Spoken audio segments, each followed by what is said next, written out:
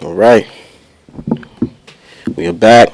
Another episode of the Stand for Something Show. It's been a Stand for little, something or you fall for anything. it's been a little minute, but we back. And this time we came back with a special guest. But before we do, I'm Dutch Royal P. 718 DOT. And today we have a special guest. I would like to introduce. He is a longtime member of the 5% Nation. He is also an advocate for children. Speaks, for kids, for the youth advocate, and he's also the father of the God SHAMMGOD. Ladies and gentlemen, we have God SHAMMGOD Sr.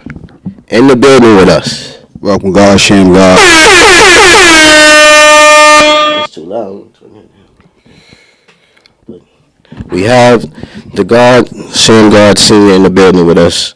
First off, I would like to say it is an honor, and I appreciate you for taking the time out to come to the show to Stand for Something Show. Definitely. Peace. Peace. I'm glad to be here. Hope that everyone enjoyed the show. Most definitely. No, this is an honor. We're definitely gonna enjoy the show. These are one of the reasons why I wanted to do this show. Like, this show in particular, this is the Stand for Something show, and a lot of the episodes we had so far, they're fun and games, and we're about that too.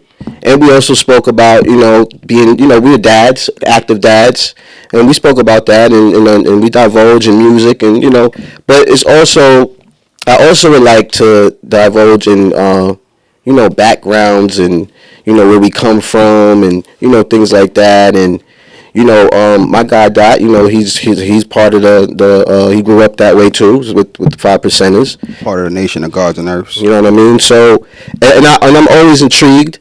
I've always been intrigued, and this I just want to know a couple of things, and I also want to speak to you as the father of SHAMMGOD, right? He's also a legend in basketball with the legendary crossover. So, you being the dad to that, that's also, something special. You know what I mean? So we just want to, speak to you and mix it up with a bunch and divulge. Divulge what he's. I really wanted to talk to him first off because a lot of people know the name SHAMMGOD, and then a lot of people only know the ball player or the coach, God SHAMMGOD. There's a lot of things that Sham does himself that a lot of people don't know about. If you didn't know the name or anything like that, then I wanted to talk to him a lot about, because I know this man personally, and there's a lot of things that he does behind the scenes that I feel should get some recognition, and also that I just feel we should bring some light on. I've known this man numerous years, and always been a gentle-hearted guy. Always been a cool person to me and my family. And I wanted to touch bases on some of the things that I know about him that you guys may not know. So I wanted to talk to you about how you got into Wait, before you do, we gotta ask him first. How did you get the name SHAMMGOD? In the 5% Nation, good evening, everyone. In the nation of the 5%, one of the first things that you have to do when you become a member is you have to choose a name that suits your personality, that fits who you is. I've been in the nation now 58 years. I got in the nation February 24th, 1965. May he rest in peace. This brother named Born Allah that I used to run with, he introduced me to the Father, Allah, because they were in the mosque then. And when the Father left the mosque, a lot of the brothers that was in there, they left also. But this was a young 5%er. I was 12 years old and he was 11.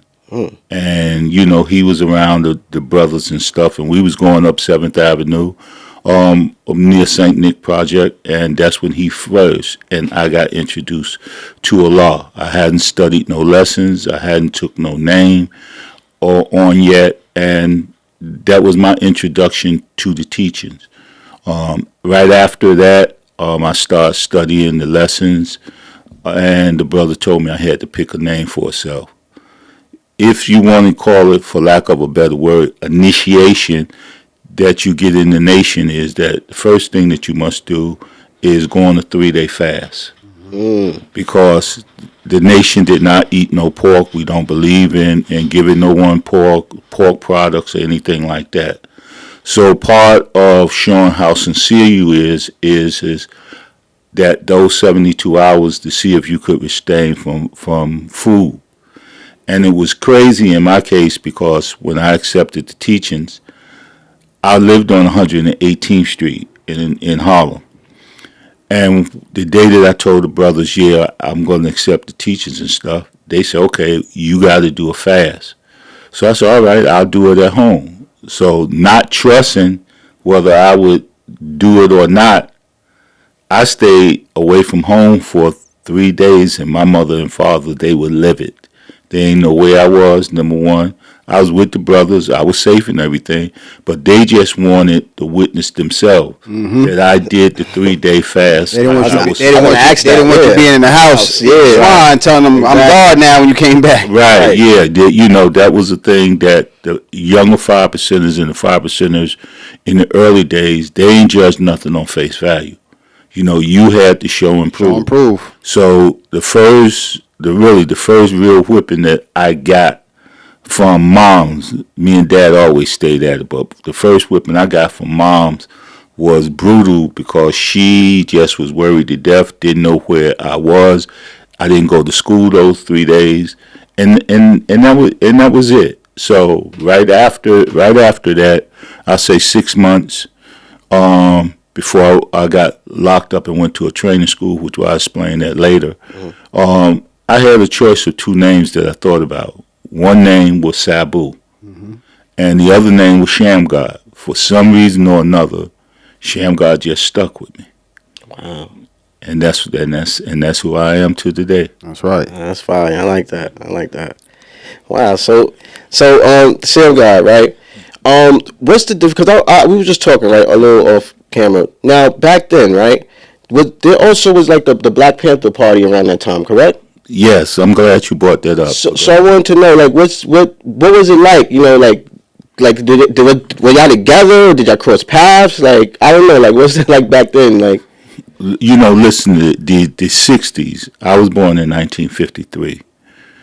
If you study history or you go back in history, you will find out that the 60s was really a awakening period for the black man in America, not just in New York, but in America. But because we lived in New York City, 7th Avenue, and I mean this, you could have been anything that you want. One of my best friends is Jamal Joseph, and he was the youngest Panther that was ever put on trial. He was part of the Panther 21. okay. Another brother, 14, 15 years old. I'm 12. Other young brothers.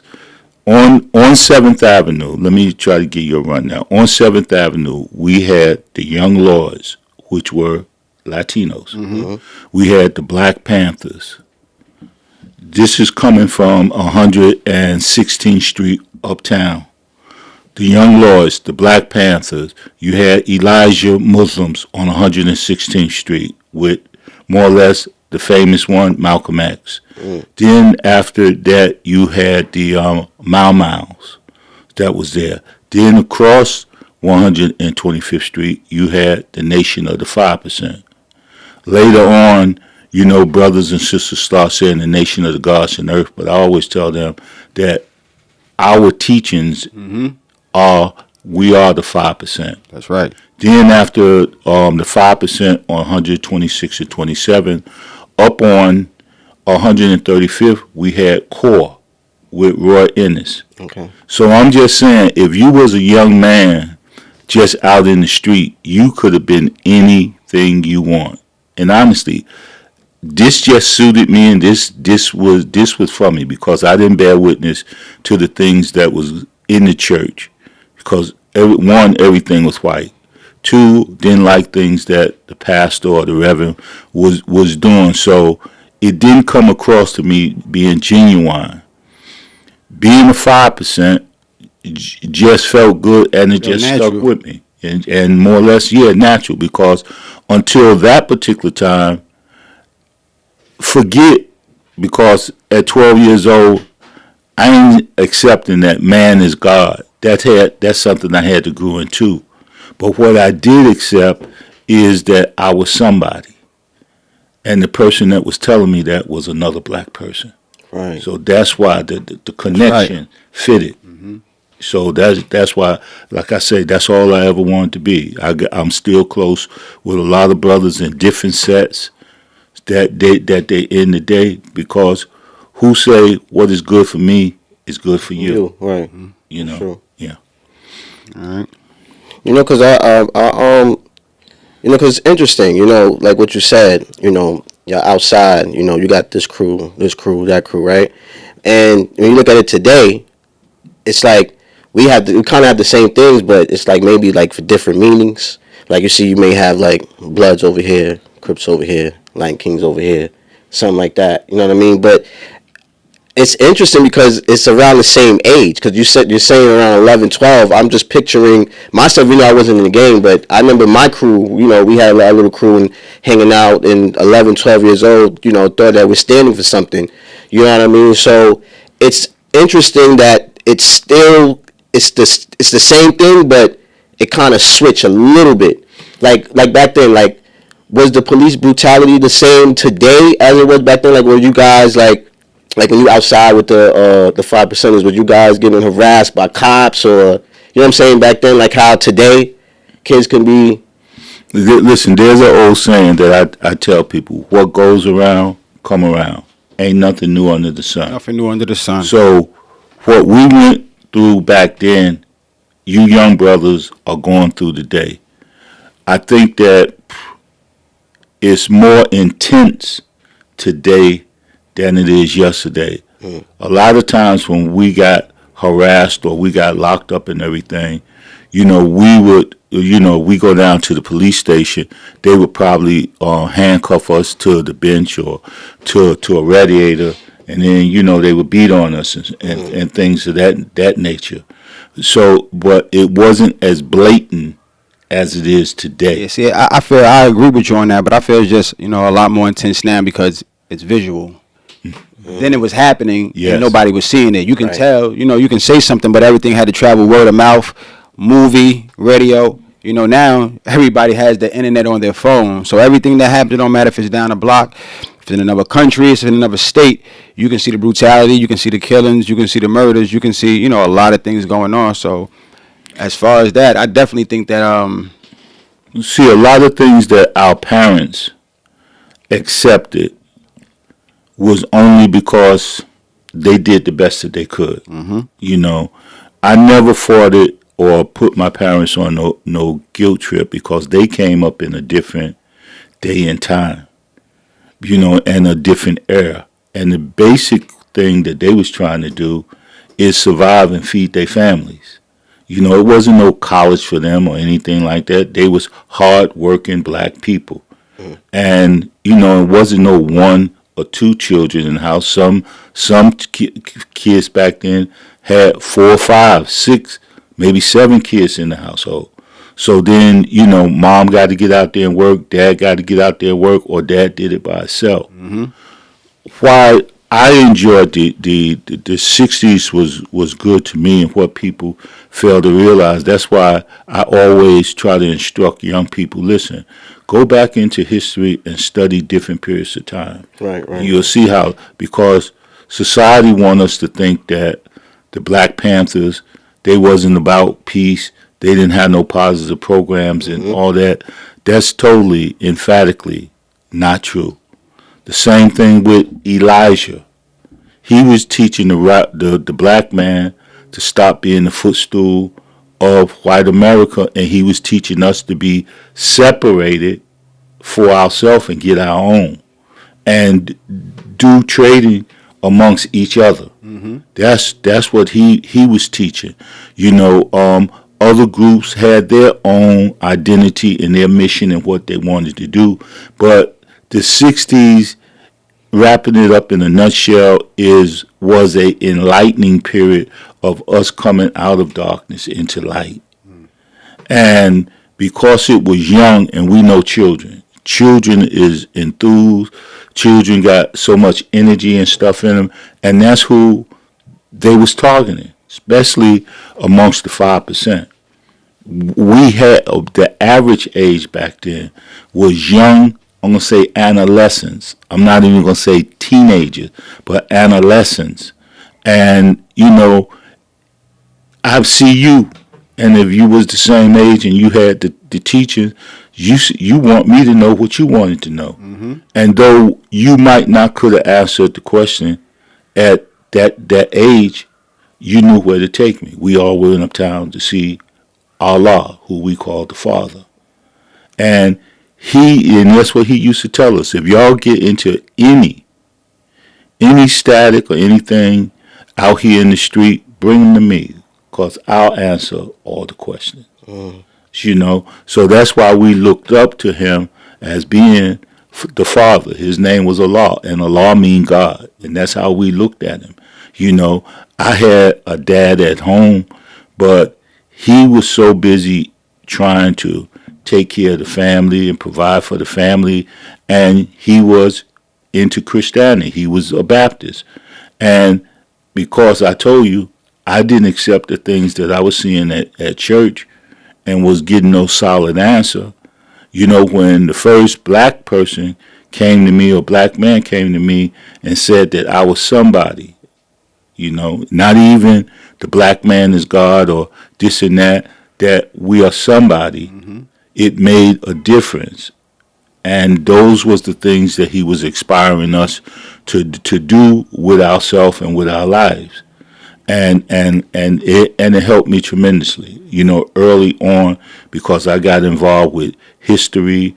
I just was thriving, or became a fiend just for the knowledge, because all of this was new. Everything that we learned about was that white is right, black ain't right. And once that switch hit me and it changed over, man, I was turning good to back. go. That's right, ain't no turning back. But I want to know, like, all right, so how was your parents, how was they towards you when they found out that you're like a 5%? What was that like in the house? One, they didn't understand it. Two, they was wondering, where did I pick all this up and everything. And I really couldn't explain it, but I knew about the dietary laws. Right. What they ate, I didn't eat. If mom put something down there that I couldn't eat, I did the best thing that I could do in terms of that night. But I know that once I got out of the house in the morning, I would be all right. Because again, you brothers want to know about the 5%. The best way to describe the 5% in the 60s was that it was a brotherhood. Like you talked about your crew. Back then, if the three of us was together, I'm not going to eat and y'all don't eat. Right. I wouldn't care if I had $5. If I'm going to have a burger, the three of us going to taste that burger. It might not fill us up, might not be enough, but I'm not going to eat and y'all don't eat. So that was the equality. This is also how the brothers learn their knowledge, right? You also learn from your brothers. Those three brothers you'll be sitting will also be the brothers that teach you certain parts of knowledge that you don't know. You'll teach him certain things that he might not know, or help him level up if he doesn't know these parts that you have already passed already, as far as the that's your correct. 1 to 10s or your 1 to 20s or certain things like that. Yeah, listen, that was correct, and I'm not gonna sit here and tell you that we was angels or goody. We did what we had to do to survive. We would get together sometime and we would know supermarkets or places to get food, and we would map out our strategy. Man, listen, you go in there, you take this, I take that, and I take that. It was survival. Was it right? No, I ain't gonna tell you it's right, because I'm not gonna sit up here and say that I'm about that. But we did what we had to do to survive. That's right. Period. And so, mom and them, they left me alone. They left me alone with it because they didn't understand, and I was learning. But the more that I got, listen, after school, you couldn't keep me from catching up with the 5%ers that I hung out with and that I ran with until it was time to go home at night to do whatever. I spent all my time in one of the famous places that I called home, other than where I was living at on 118th Street, was Mount Morris Park, because they had a tower, a bell at the top, and that's where the 5%ers used to hold their rallies. And as a young kid, it was a mountain, and we was always intrigued in climbing the mountain and then scaling over the fence where they had the bell that you ring, the tower, to get up there. But that's where the 5% used to have their rallies at, and we met most of the time. A lot of us young brothers, we learned how to cook, and especially beans, because beans you can have more than one day. So anytime that we went to the supermarket, we always got food and stuff. I was raised by gods and earths because I ate a lot of Franks and beans. Yes, sir. Say that much. Yeah. So, but that was the thing, that since we was on our own and really didn't have no scratch, we would make sure that we would get meals that would last more than just one serving, and that's how we survive as young brothers. That's cool, man. That's so cool. Because it's ill, because a lot of the stuff that it just still goes on, like you said. It's the same thing, but it just changes a little bit, but it just still continues to go on. The only thing is that I'll say, I don't see too much of like the Nation of the Islams out like that at a young age. I see a lot of older ones, but I don't see like the younger ones, or if they are, they're not like repping it like how it was back then. Yes. You know what I'm saying? So, I find that interesting. Even the Black Panther Party, like, they're still around, but it's like the people from back then. True. You know what I mean? So, do you think we need that, like, today? Listen, we do, and it still exists today, but you gotta remember, I'm 70 years old. I'm not that 11 and 12-year-old kid that started this journey. Right. I started it. I was out there in the streets. I enjoyed being with the brothers and everything else. But as you get older, you don't become more reserved with it. You just find a different platform and a different way to teach it. That's what you have to do. One of the biggest attributes of 5%ers in the early days, and I'll say even after 69, after the law got assassinated and everything, is that we was in the communities. We was out there in the streets teaching. Y'all always seen us. Speaking about Harlem, and actually you coming from Harlem and speaking about where a lot of this started at, and you saying where the rallies used to be. Can you explain to us, like, later on where the rallies moved to, and where law school is at, for those that don't know that? Yes. Or where the law school is. Right, okay. The school we got in 1967. That was a gift from Mayor Lindsay to the 5%. When we talk about our rallies or our parliaments, as we called them, the end of every month, the last Sunday of every month, we would all come to Harlem, all of the 5 boroughs. If you had 5%ers in Long Island, they came out. I didn't know no brothers in Long Island. I didn't know no brothers in Staten Island. I knew brothers in the 5 boroughs, and there was a few that came from out of state. And what we would do is we would meet up in Mount Morris Park in a cipher, a circle, 360 degrees. And we would socialize with one another. Allah the Father, he would do his bill, or he would do his teaching, what he wanted us to do, how he wanted us to do it, and gave us specific orders. His thing was for us young 5%ers is that, go to school. That's what your job is to go to school.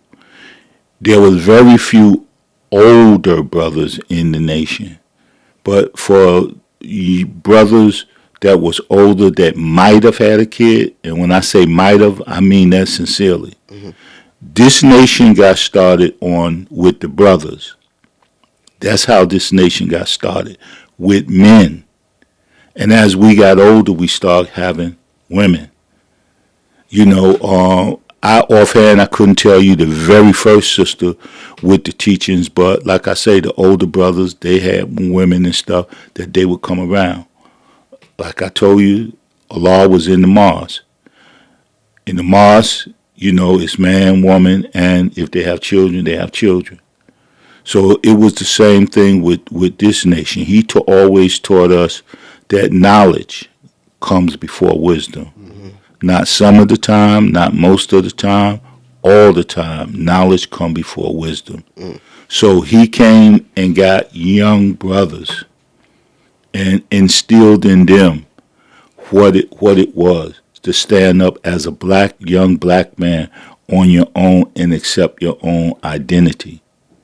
The 5% is the degree that we would get. Those are our lessons. They came out the mosque and everything. And what we did is that we had to learn that degree. Who was the 5%? The 5% is the poor righteous teacher who do not believe in the teaching of the 10%, who are all wise and righteous and know who the true and living God is, and teach that the almighty true and living God is the Son of Man, supreme being, black man from Asia. That was who we were striving to be.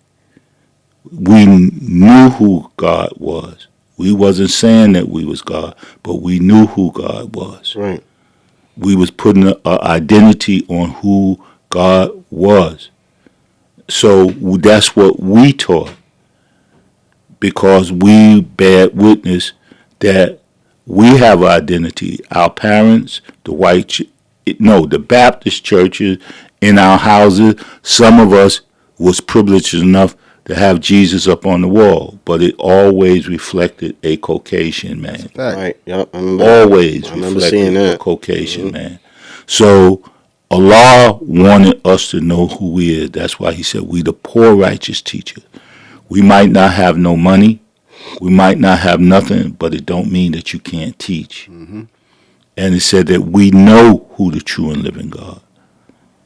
So once we know that, we put an identity on it, that it was the black man.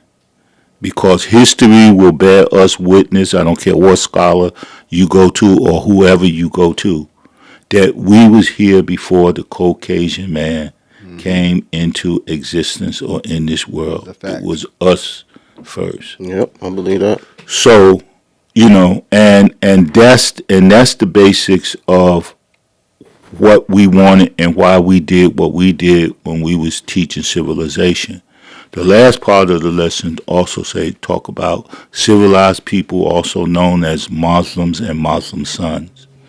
That was your Muslims and that was your Masons. Mm-hmm. Don't be fooled one iota that a Mason do not know the truth. They do. But they are a society and they keep things amongst themselves. Yeah. That's who they are. So at the rallies, like I say, Allah would speak, and what it gave us a chance, us young 5%, men and women. It gave us a chance that if I didn't know you and you was from Queens, I got to know your name. I got to know where you was from. So if I'm ever out in Queens, I know where the God is. I might call him up and say, man, I'm coming out your way.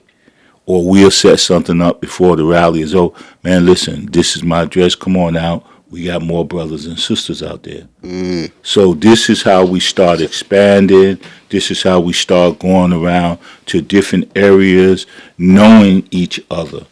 But for the first 28 or 29 or 30, depending on how many days is in a month, we were supposed to teach.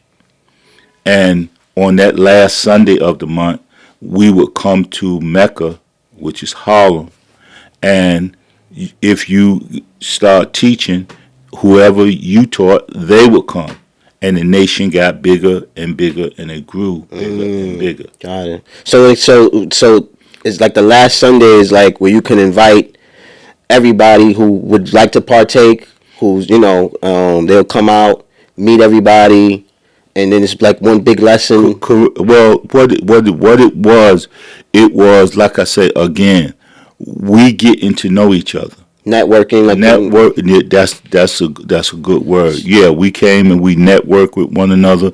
We got to know different individuals in the barrels because again, we traveled we just didn't stay one place. Right. We stayed all over. When we left Harlem, I went to East New York. That's where I lived, and those brothers out there, we had a street academy in Brooklyn. Those brothers set up something in their community to get a storefront, which we called our street academy. But not going too forward, but going back to Harlem, like I say, our rallies or our parliaments was up in Mount Morris Park until we got into Harriet Tubman. Offhand, right now I just couldn't tell you when exactly we got into Harriet Tubman. But I'll definitely tomorrow get that information and let you know. Most definitely. But so we moved to Harlem. We used their school. It was a public school right across from St. Nick Project that we started having our gatherings there. Because of the work that Allah was doing in the community and everything, the Father wanted us to have a building or a place to call our own. So through the Urban League, the mayor and them it was called the Urban League Street Academy. That's what the first name was because they owned the property, and the mayor got it from them and gave to us. This was so that the young because most of the time we was out in the street, so now we had a building that when it rained or it got cold, we could come to call our home. So that became the nation's national headquarters, where I don't care what state that you come from or anything else, you might not know what's going on in Queens, you might not know what's going on in Brooklyn, but everybody know that 2122 7th Avenue or Adam Clayton Boulevard, that's where a law school is in Mecca. So let me slow it down a little bit. So the reason why I asked him that is because I recently had a conversation with some of my cousins and my brothers, and we were speaking on that, and that's where they had the rallies all the time, and they also had the show and proves. And how they had that set up for us, man, that felt like home when we was young. I'm talking about to this day, I can remember, coming in through the back door, through the lunchroom sometime, going in through the front. I remember, we seen Tretch, we seen Naughty come through. I can go down a list of many stars that they had come through at the time, and show love. And we was right next to the people. ODB was there, shaking these people's hands on stage with these people. These people was like, speaking with our fathers and talking with our aunts, and we didn't know none of these young guards. We go in there, and it's like, I feel like I'm cousins with these guys. I'm running around the whole school with these guys, running around the gym, and, a lot of things was going on in there. There was always families selling things. A lot of the guards were selling, Earths were selling things. A lot of guards were selling things. They would have their oils, their colognes, their incense, clothing. And to this day, this is something I remember. And, I even brought my son there. When Kamal was young, I brought my son, and we continued the cycle. And, that's something that I want to make sure that we do continue. And we, still to this day have the young guards come through and, have people to come through and show love. Because that's something that to this day I still remember. My brothers and my cousins, we all have conversations about that. And, we got to see a lot. We got to experience a lot. And that's also how I met a lot of the guards that I wouldn't have known or didn't know. Or, a lot of the things that I didn't know about my history itself and me being a 5%er and being a guard at that time, being a guard in general throughout my whole life. But knowing what it was, actually being around other young brothers such as myself and getting to see these guys interact with their, with their parents and their peoples and speak the same language I do, because just being where I'm from, there were other guards around, but not young guards that you would see. So things that I spoke about a lot of times, or, ways that I spoke wasn't relatable to a lot of people. But when I was around these certain guys, man, everything was natural. The speech was natural, the feeling was natural, the conversation. So, that's definitely something I remember to this day. And, Yeah, man, we want to keep the cycle going with that, man. So they still have rallies till this day? Yes, we still have rallies. We moved from Harriet Tubman after COVID and everything. They wasn't letting nobody come use the school like they had been in the future, and we kept going back asking them about Harriet Tubman. And the reason we use Harriet Tubman because it's close, right around the corner from where the Street Academy is. Our Street Academy is, again, like I say, 2122 7th Avenue, between 126th, 127th Street. So everybody, we congregated there. Step up to the front, take us inside, take pictures. Right. So, like I say, so now we have our parliaments on 134th between 8th and 7th Avenue at a school. I think it's PS 92, but it's the only public school on the block because we had to go through the community board to get back in there. So a committee of brothers, a few of the brothers, they went and they spoke at the community board, and they reached out because they was doing renovation work at Harriet Tubman.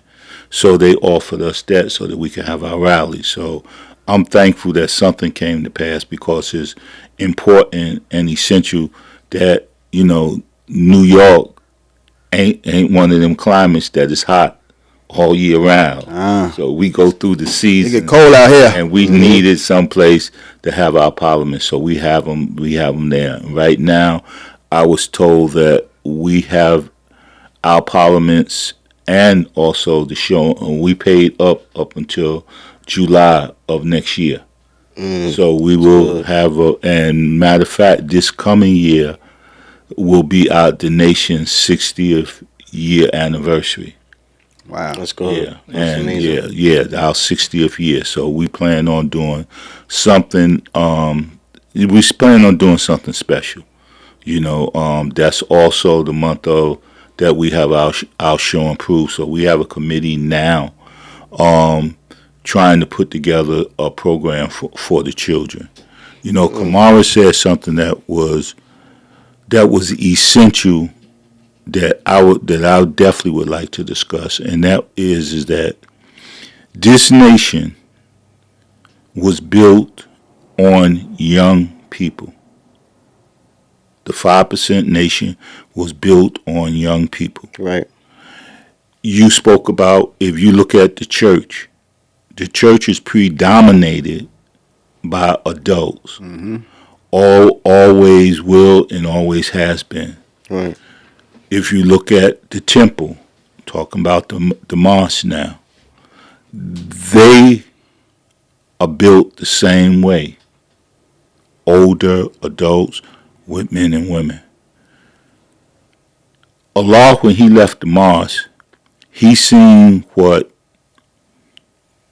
in the community, that there really wasn't nobody paying attention to the young people. So he took up the task in uniting us, bringing us together, so that we could understand our full potential and our full ability. After he got assassinated June 13, 1969, and I'm on your show because I say I wanted to keep it real, and I don't believe in lying to nobody. Right. The nation took a drastic turn after he left. Right. Everything that he told us not to do, that's what we turned to and start doing. Kamara is an active member of this nation. He Definitely. can see how much has changed in his lifetime. I told you I've been here 58 years. And I've seen that we fell a victim to drugs, alcohol, neglect, the same thing that the everyday average people was falling a victim to. The brothers and sisters start falling victim to the same thing. We could say that it was because we lost someone that we looked up to, that was dear to us, and we had no directions, which is true because any human being, if you died today or tomorrow, that would devastate your children. Right. Because you were the breadwinner or you all were the head of the house. Right. So now that piece is missing. What do I do?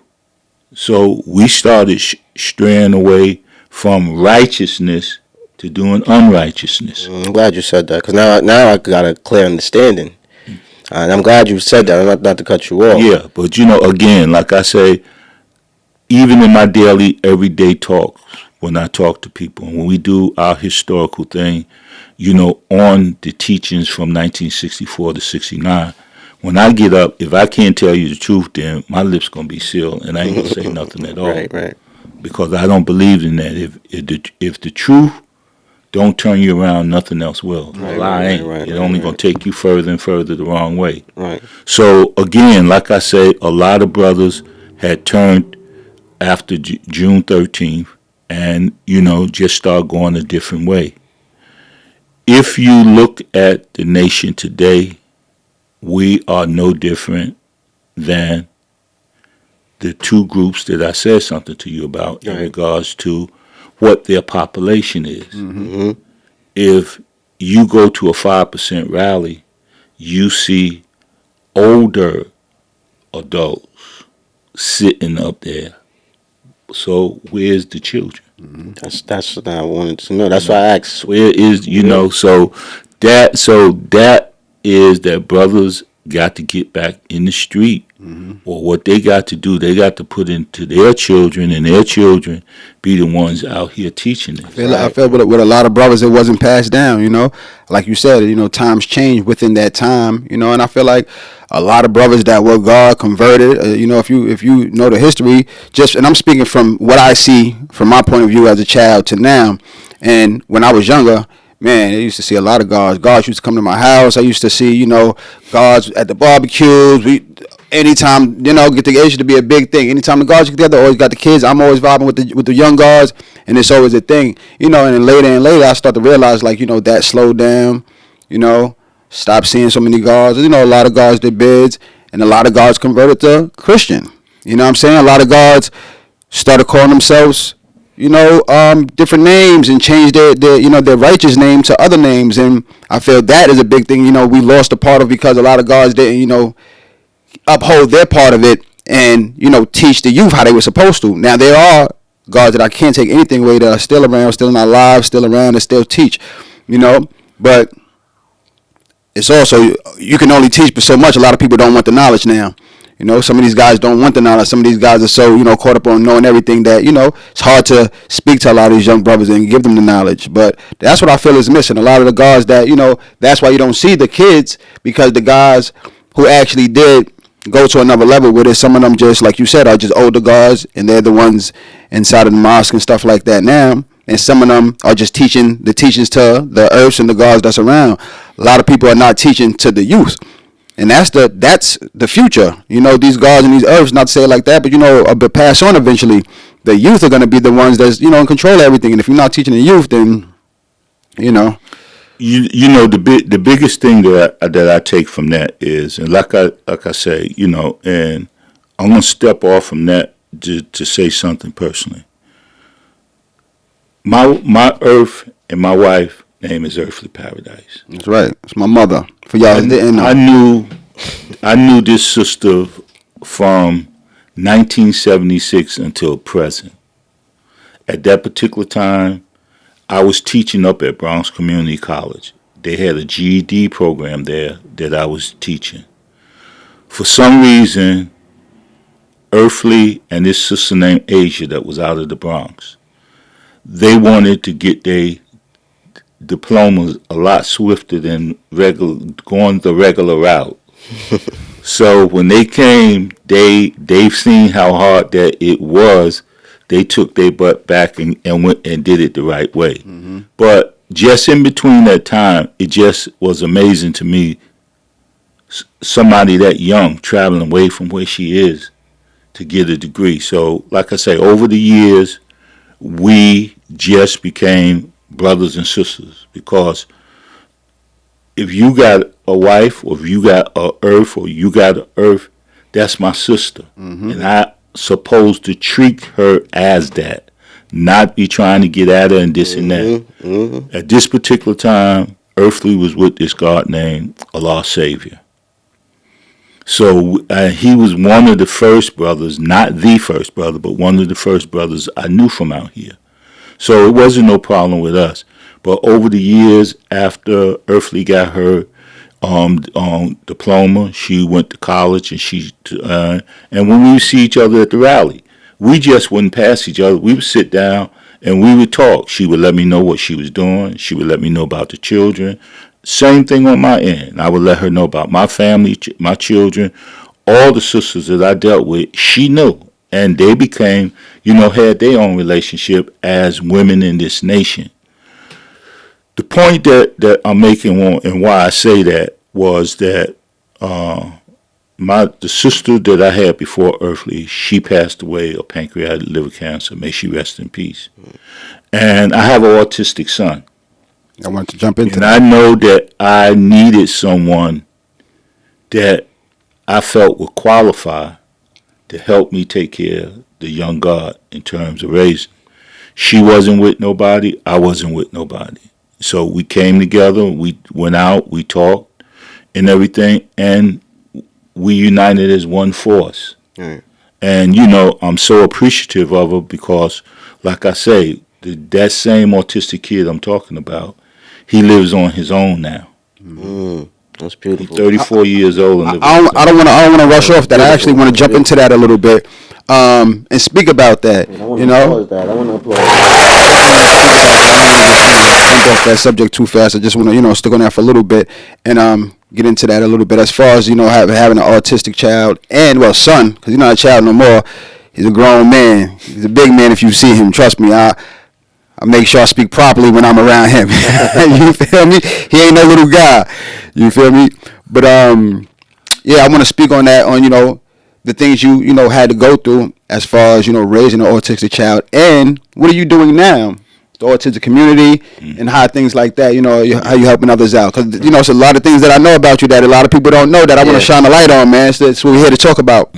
We only going off key for these 10 seconds. That's it. That's cool. My who I'm rooting for this year for the NBA, I'm rooting for the Warriors. Ooh, okay. I got to get my man Chris Paul a chip, so I'm hoping that they do everything in their power to help the brother out. I love him. I love his parents.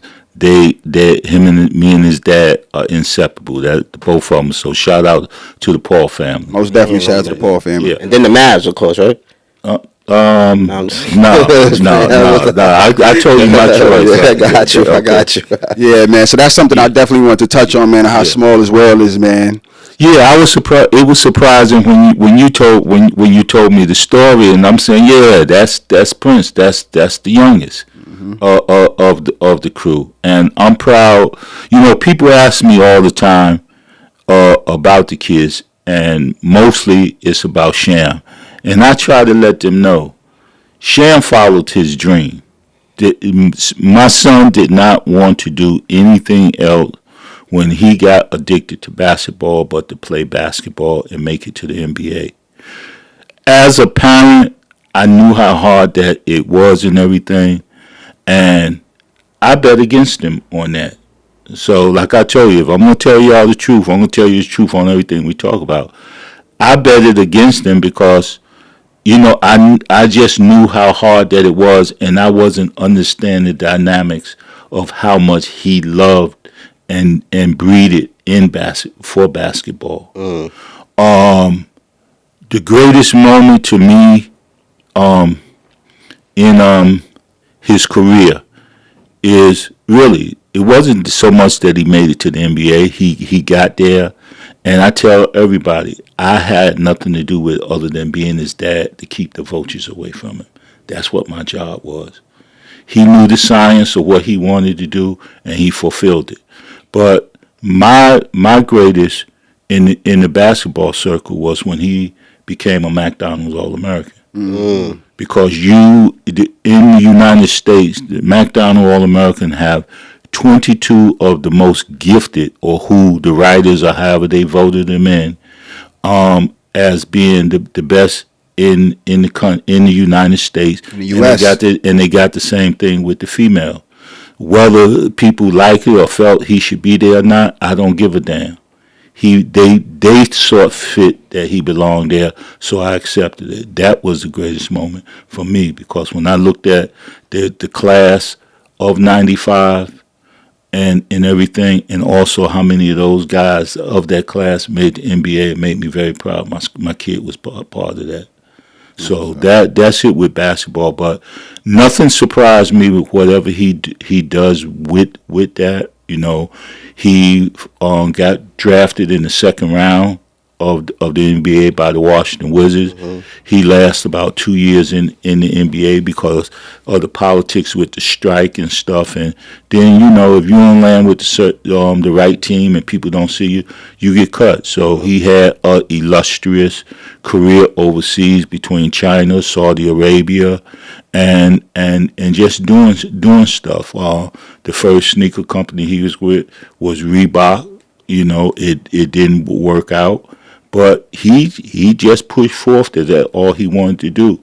And no matter how much I told him that he had to take care of his kids and stuff like that, he wasn't trying to hear about getting no 9 to 5. And when Providence allowed him to come back to school to pick up his degree, he helped Providence win the Big East Championship in 2014. And right after that, Mark Cuban snatched him up. And, you know, all praise due to Allah, he'd been with the Dallas Mavericks for the last 8 years. He is the first. And your audience, y'all got Google, so y'all can check all this stuff. Y'all can check all this stuff out. I'm going to drop something on you that I don't think many of y'all know. He is the first coach to get a sneaker named after him.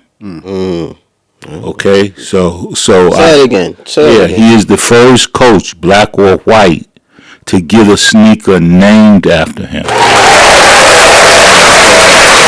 Besides Puma, which who he's with now, he was with Reebok. Here's another jewel that y'all don't know, is that he was with Converse, and quiet is kept. Converse put out a sneaker for him, but they never. It was an experiment thing, because all you sneakerheads out there, y'all know that Nike bought Converse. Yes. And they didn't know what to do with Converse, so they said let them do their thing the way that they want to, and they didn't invest no money. Well, fortunately, I got them Pumas. Yes, sir. Came up. Yeah, so Definitely bought them Pumas. right, so finally, you know, when he got back in the NBA, Puma signed him up because Clyde Frazier, which we all know was the face of Puma. Yep. Him and about 3 young guys that came out of college, they had a ceremony in Brooklyn that they made Sham and those 3 ball players the ambassadors of when Clyde done. And he's still doing good, and hopefully they're in the laboratory now to put out another sneaker and some apparel. Right. We're going to keep going. So, and I also wanted to talk to you about, because, you know, mental awareness, because you're big on that too, right? The mental awareness, right? And we spoke a little bit before off camera.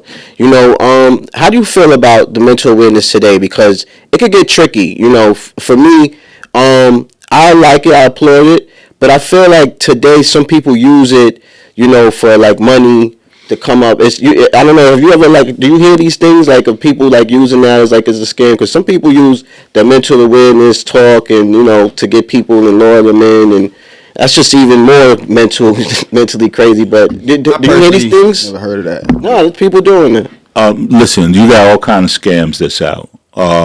My educational background, I got my associates from Ulster County Community College. I got my bachelor's degree from the college, the New School. Anybody that's listening that's from New York, y'all know that the new school is down in the village on 13th Street. I hate to say it, but I got to give props where it's due. We are the sister school of New York University. I got my bachelor's in social science and sociology and a minor in counseling. Since then, I've worked in the mental health field. I got to say, going on 35 or 40 years. Just recently, the early part of this year, I just graduated and got my mental health advocacy certification and my life coach certification. And it's something passionately that I deal with. And we talked about what men have problems doing. I could tell you from both spectrum, for being in counseling and also doing counseling. It is essential to people's lives, and it's just sad that more and more people don't go towards mental health. What's the name of the program that you did you touch on that you do with your brothers? Yes, my brother Hakeem Yamadi came to me about right after COVID that he had an idea of starting a mental health group. And I told him, I said, cool. So when he laid out the platform and what we was going to do, de Blasio was still in office, and he gave us $100,000, to help us with the program. And the program is called Men, You Are Not Alone. And the reason that he named it is that he didn't want to be stigmatized, that he just dealt with blacks and mental health. So that's why he said, Men, You Are Not Alone. Black, white, blue, or green. If you're a man and you got mental health problems or need resources and stuff, we invite people to the group. Generally, we meet once a month, usually on a Saturday. Sometimes we have a luncheon. Sometimes we don't. We get in there to do the work. We've had Dr. Jeffrey Gardia. Again, you guys that got Google, you can Google Dr. Jeff. Any of you reality show heads, Dr. Jeff also appeared on I know you're talking about. He was on the VH1, one of them shows. Right. Yeah, he did. Therapy or something like that, right? Therapy. And the one with Ray J and them be on. Yeah, Loving Hip Hop. He was with the original group. He wasn't with Ray J and then he was with the original group. A couple of times he come to support us, to give brothers information regarding their mental health. And he's one of the leading black psychologists that anytime that something go down on the news or anything else, 9 times out of 10 you will see him on the news speaking about it. He's a very good friend of mine. When I lost my first wife in 2007, I was looking for a therapist because, again, now I'm taking care of an autistic child. My sister-in-law, she was in a nursing home, so I'm taking care of 2 needy people, and I needed help myself. So I reached out, and I got with him, and till today, if I call on Dr. Jeff for a session or to come out, he supports me. I always let him know, Doc, let me know where you're talking at. I'll come out to support you. So it's good that, we understand what mental health is. It don't mean that people going to put you on a whole bunch of medication. It don't mean that you crazy or anything. It mean that you got things that you are trying to figure out. That's all a psychologist does is have a conversation with you with what in your head to unscrabble so that you can start organizing your life better. And I tell anybody, please, if you need it, get it. If your children need it, get it for them. You can monitor them. They wanted to put my autistic son on medication, and when I asked the psychologist or the person that wanted to do it, I asked them, tell me one success story that you had putting somebody on medication. They couldn't. And that's what stopped him from being on medication. Right. You know, so it ain't about medication. If you need it, I ain't gonna say don't take it. But if you don't need it, you don't have to go that I've route. seen many times where this medication make people worse than, you know, they go in places and they come out worse, but they don't come out, you know. You may say, you know, they go in and they, you know, they're at a place where they can actually be helped. And, you know, they put them in these places and they just give them this medicine and just, it's like pacifying them. You know, you give a baby a pacifier, ain't nothing going to happen, but his teeth going to get bugged. He going to be addicted to it and he ain't going to be able to speak right. So true. Same thing you do, you give them the pills, it's not helping them out. It's actually just going to help their ass, you know what I'm saying, get addicted to that. One, it's an addiction. And then two, whatever other side effects it causes, you know, it might cause schizophrenia, all types of other stuff that, you know, make people go deeper into depression and deeper into the stages that, you know, could have been helped them out. But That's true. yeah, I definitely wanted to touch on that. Yeah, thank you for asking. That was very important, and like I say, that's something that's dear to me in my everyday life. You know, whether it's with the group, I'm also part of a group of men. We are called the Fathers and Men of Professional Basketball Players. Yes, I heard. That's a group of men who has either a son or a daughter that, whether they play overseas, because playing overseas is a professional,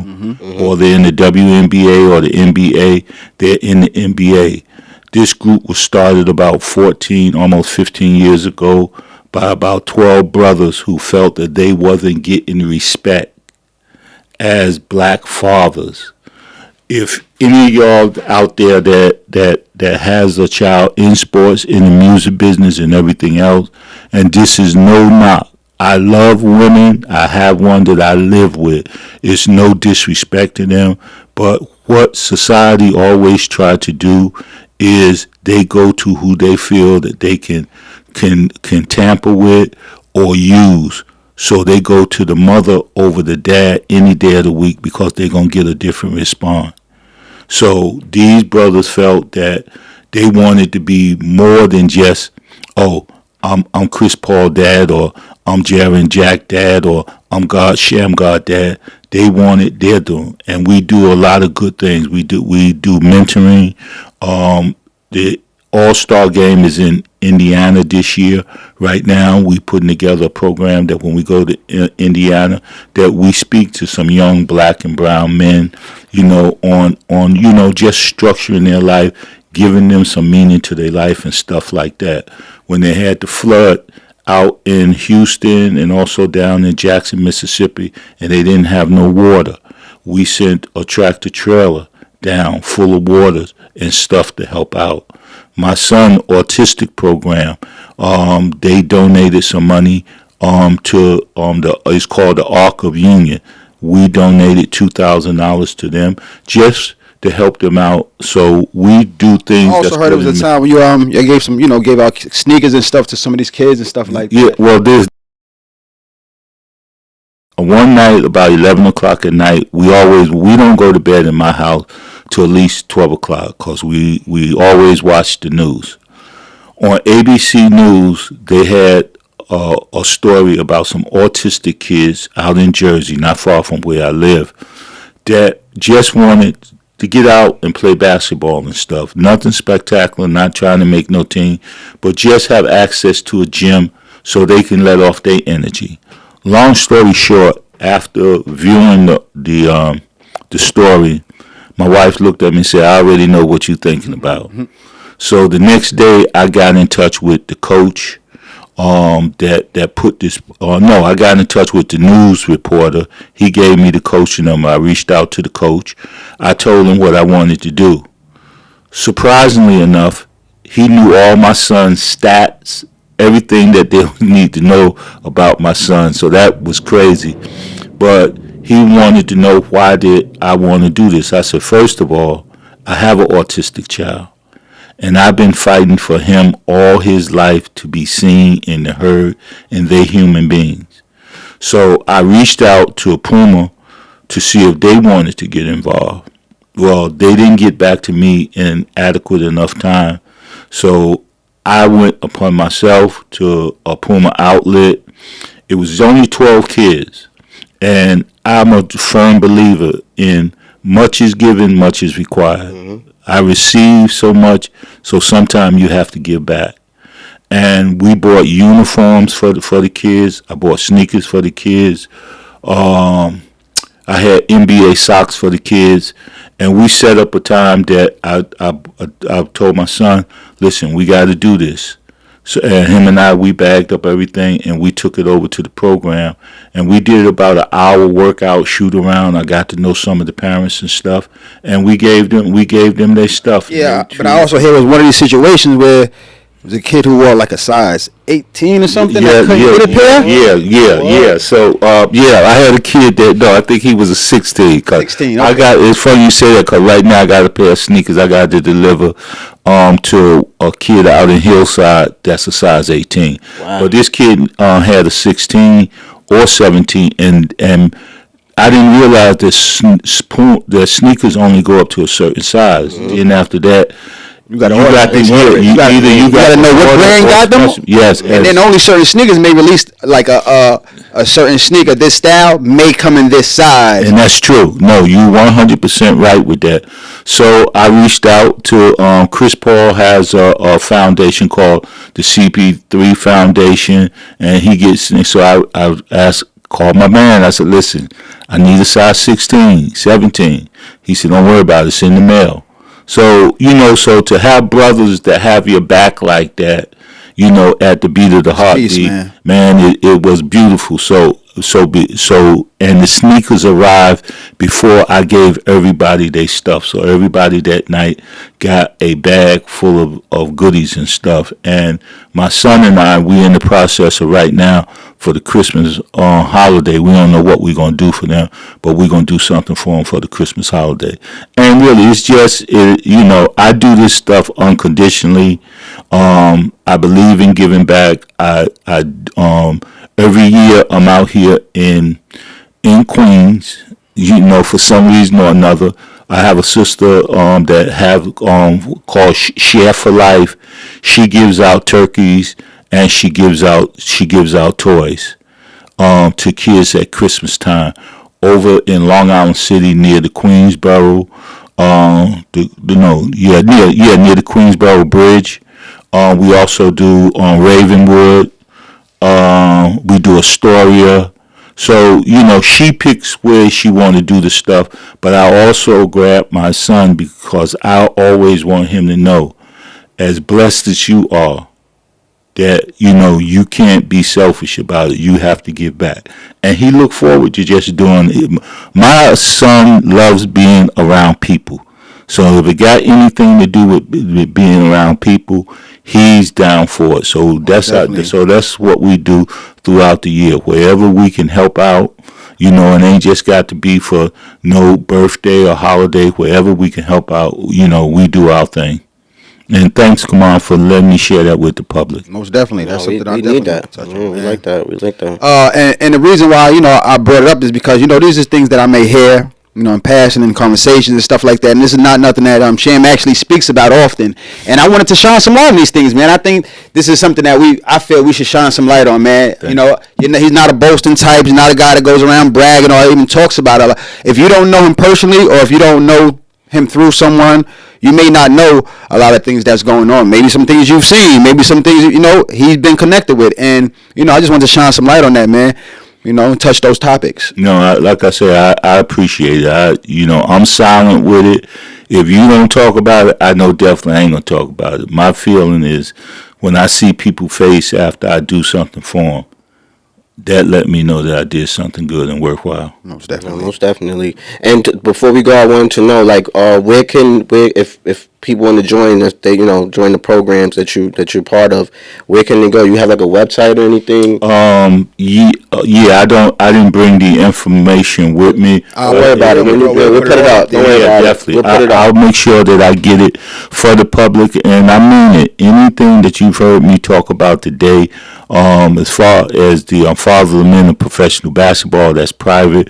But men, you are not alone.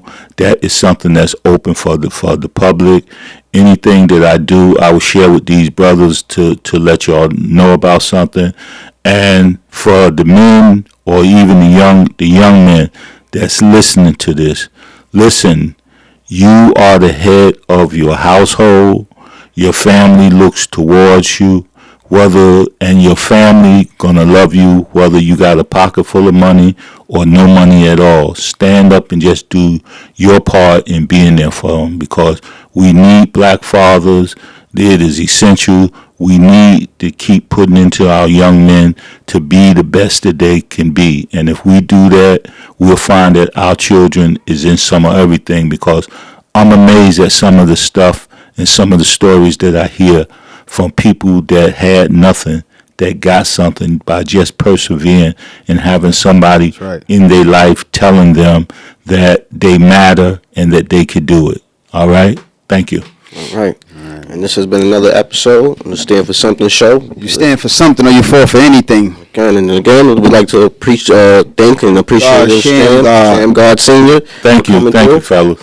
We appreciate you. Again, Stand for Something show. The 718 DOT, we stand for something or you fall for anything. Now, this may not be the last time you see him. Anytime you want to come through, if you got something that you personally want to talk about or you want to let the public know, always got a space here to come talk to us, man. No, I promise you that I will. I definitely love your platform. I love the title of the show, so I'll definitely stay in touch with the both of you. Thank you. Appreciate that, G. Till next time. We out of here. Peace.